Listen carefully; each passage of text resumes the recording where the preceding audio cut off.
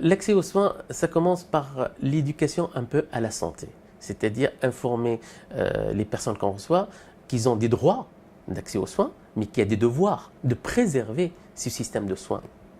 Éviter ce que j'appellerais moi la consommation refuge, de faire avec sa carte vitale ce qu'on ne peut pas faire avec sa carte bleue. Sortir avec 2 sacs de médicaments de la pharmacie, c'est rassurant. Surtout quand on vient de pays où l'accès aux soins, c'est un luxe inaccessible. Expliquer que les médicaments, ça ne fait pas que du bien. Les médicaments, ça peut être nocif. Le nomadisme de médecin en médecin et prendre des médicaments parfois qui n'ont rien à voir l'un avec l'autre, ça peut causer des problèmes sur le plan santé. Prendre le temps d'expliquer à ces personnes-là et non pas être dans la prescription pure et dure. Sur le plan politique, moi, ce que je trouve important, c'est d'étoffer l'offre du soin déjà dans les quartiers.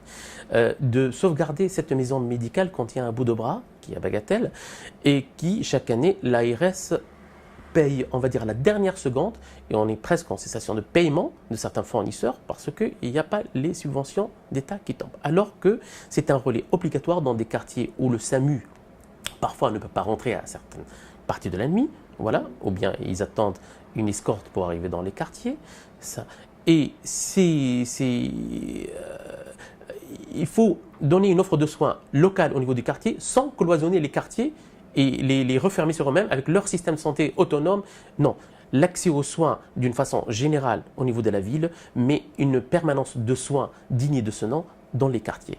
Voilà. C'est-à-dire, beaucoup de personnes dans le quartier n'ont pas de véhicule. Quand on a un métro qui s'arrête à minuit, parfois, c'est un peu problématique. Assurer cette médiation qui existait avant avec la police de proximité, qui était quelque chose de très très bien. Voilà, c'est-à-dire il n'y avait pas cette rage, entre parenthèses, contre les institutions, parce que les institutions, on les croise le matin, on les croise l'après-midi, ce qui fait que quand le médecin arrive dans le quartier, il fait partie de personnes qu'on a déjà croisées avant.